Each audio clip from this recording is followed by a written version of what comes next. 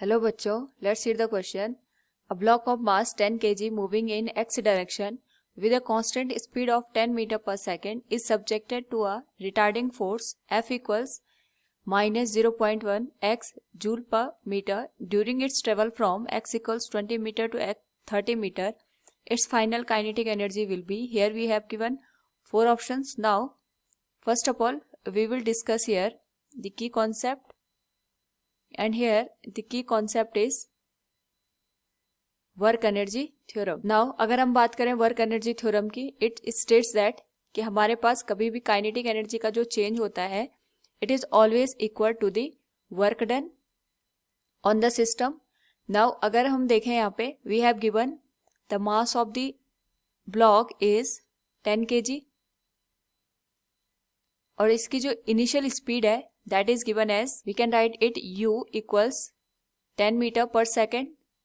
Now यहाँ पे जो रिटार्डिंग फोर्स की वैल्यू गिवन है that is minus 0.1 x joule पर मीटर और जो हमारे पास यहाँ पे डिस्टेंस गिवन है that is x equals 20 to 30 metre.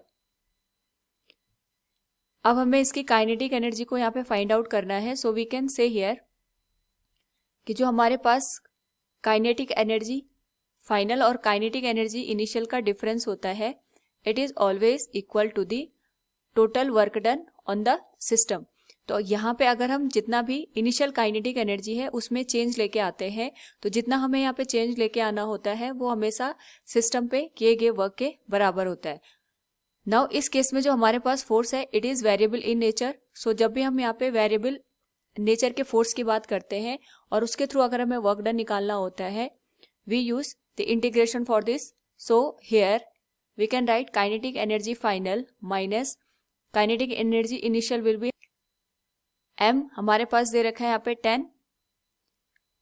जो वेलोसिटी गिवन है इनिशियल दैट इज 10, इसका स्क्वायर हो जाएगा and the work done will be f dot dx और यहाँ पे जो लिमिट हो गया हमारे पास it will move from 20 to 30. Now अगर हम यहाँ पे वैल्यू पुट कर दें it will be kinetic energy final minus ये हो जाएगा हमारे पास 2 5 10 500 equals limit will be from 20 to 30 और जो हमारे पास फोर्स की वैल्यू है it will B minus 0.1 x into dx. Now अगर हम यहाँ पे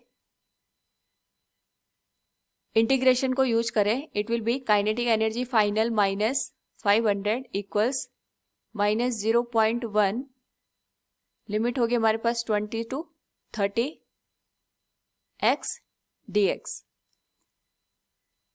this value will be kinetic energy final minus 500 minus 0.1 x का इंटीग्रेशन करने पे वैल्यू हो जाएगी x square by 2 and limit will move from 20 to 30.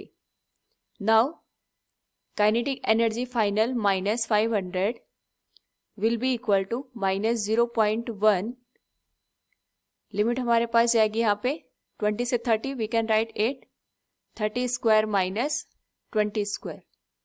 Now इसको फर्दर सॉल्व करें kinetic energy final minus 500 it will become minus 0.1 divided by 2 900 minus 400 it will be 500. Now further solve करने पे this value will be kinetic energy final minus 500 equals minus 25. तो हमारे पास यहाँ पे kinetic energy final की value हो जाएगी माइनस 25 प्लस 500.